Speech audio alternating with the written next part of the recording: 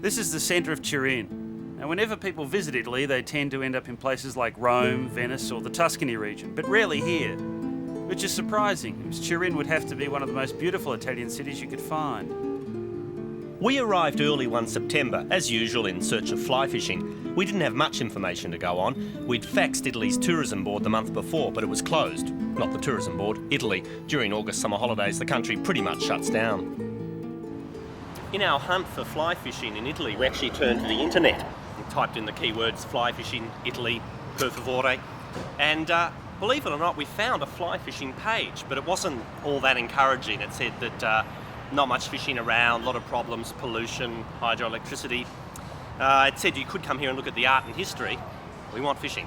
But kept searching and we found this, Alpi Flies, a little shop in a town called Biella, not far from here, that specialises in la pesca a mosca, which is either a coffee-based dessert or fly fishing. We think it's fly fishing. And we figured there wouldn't be a fly fishing shop in an area that there was no fly fishing. Mind you, this is Italy. Anyway, we'll hunt around and see what we can find out.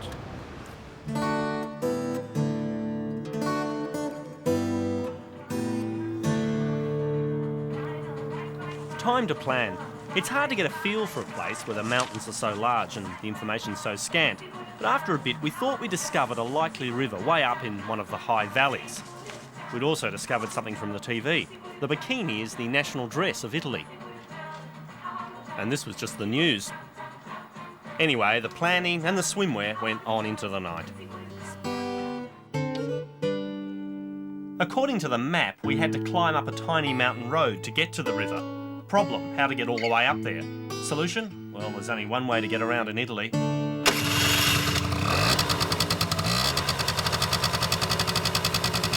The mighty Vespa.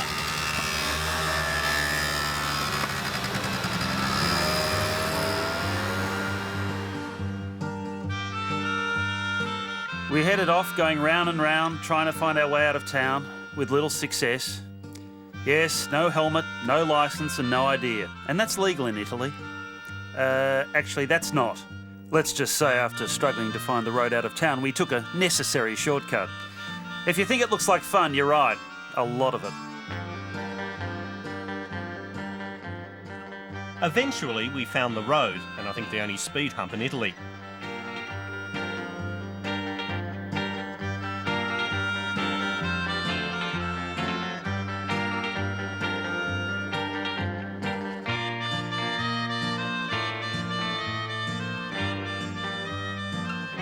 We headed on up into the valley where the mountains truly become spectacular.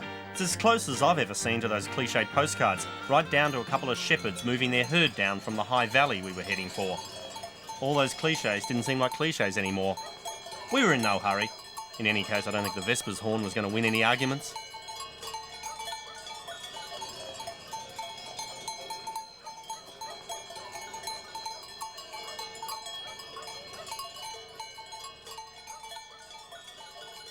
We were now well into Val Foret. First stop, a small restaurant that doubles as a bar, cafe and purveyor of fishing licences. Now, as you can gather, after coffee, Italy's second great love is paperwork. We weren't sure whether we were getting a fishing licence or joining the resistance movement. For a while there, I thought I'd asked her to smuggle us across the border. But we did get a licence, but still no guarantees that there are any fish up there. But she also made us an offer. If we did catch fish, they'd cook it for us in the local provincial style. Now the pressure was on. By the time our trail hit the river again, it looked like just the sort of water trout love. Our expectations were starting to rise.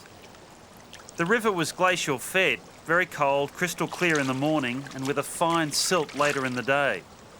That cloudiness appears as the age-old sediments melt out of the glacial ice as the day warms up. Now, we had no knowledge of the river and no hard evidence that anyone had caught a trout in it, so it was all pretty much guesswork as to what fly to use, and our guesses were going wrong. By this time, you're already starting to have doubts. There are no fish in here. But then Tom spotted one. It wouldn't take our fly, but it was a breakthrough.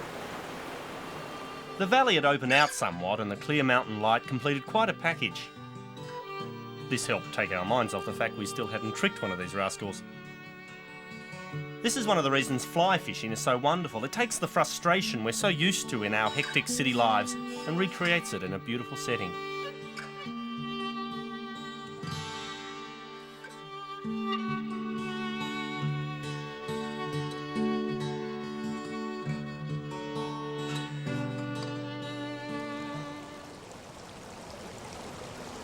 If we thought the trout in this valley were difficult before we had a cup of coffee, we were in for a lesson. We got better at spotting them. We'd then proceed to throw everything in our fly box at it. Still no luck. At one point I said Rob would have more chance with his bare hands. I didn't mean it literally. But he decided to give it a go. He spotted a trout and snuck up behind it in its blind spot. And... almost! Tell you what, they love their signs up this way. This one translates as fishing strictly prohibited. Fortunately, I don't understand Italian, so it didn't apply to me. Now this is just getting ridiculous. From top to bottom it reads, no canoeing, no fishing and no damaging trees with unnecessary signs.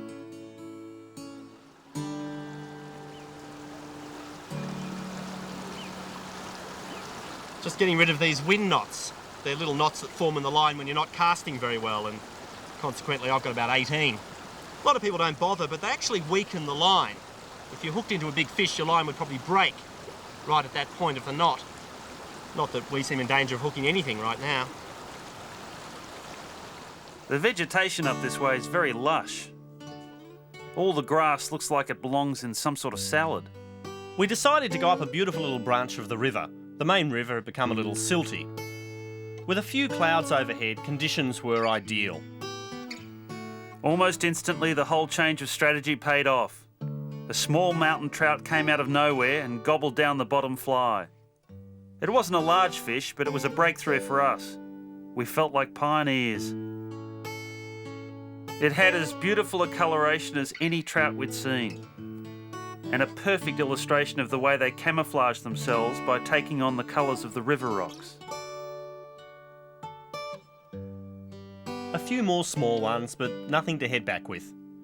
We then made one of those really tough decisions. We would head back down the valley and for the first time in our life, visit a trout farm. Now, we're not proud of this. How can you be when even their dog seemed embarrassed for us? But we needed fish for that family to cook, and so we dropped our standards. Not totally though, we still insisted on using a fly. And it's put up quite a fight. For a moment there I thought we'd earned the dog's respect. But he just wandered past and whispered, "Shame on you." Well, we got our Italian trout. In fishing terms, this is the equivalent of visiting a brothel. I feel really cheap.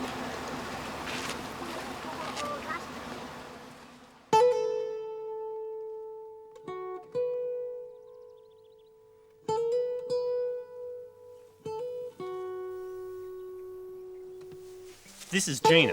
Not really, but we started calling her Gina Lollobrigida and the name sort of stuck. She's Nonna, the matriarch of the family who agreed to cook our fish. We didn't let on how we got them. She grows all these herbs and vegetables herself.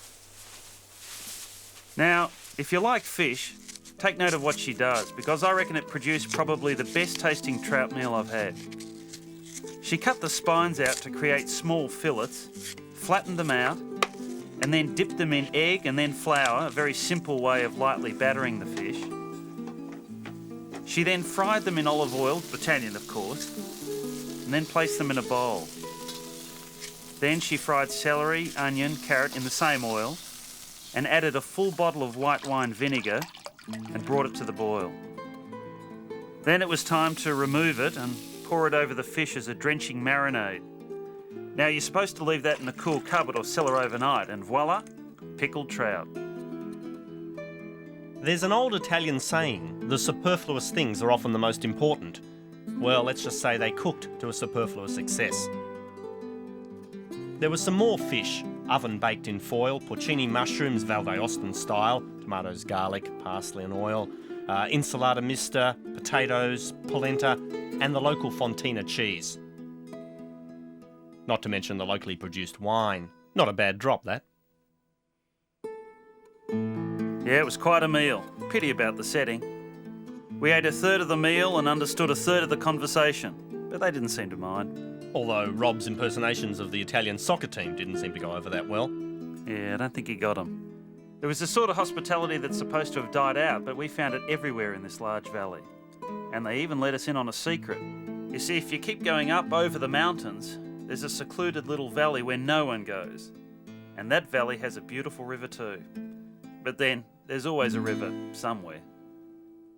You asked, we listened. Right, here's the plan. Members get exclusive access to classic, rare and never before seen video and audio from way back when we were starting out. What did that guy at Consumer Affairs call it? A scam! It's a scam! Friends of the show get early access to our regular YouTube content, as well as Have You Been Paying Attention content that's never been seen on TV or social media. Good on you, Tom.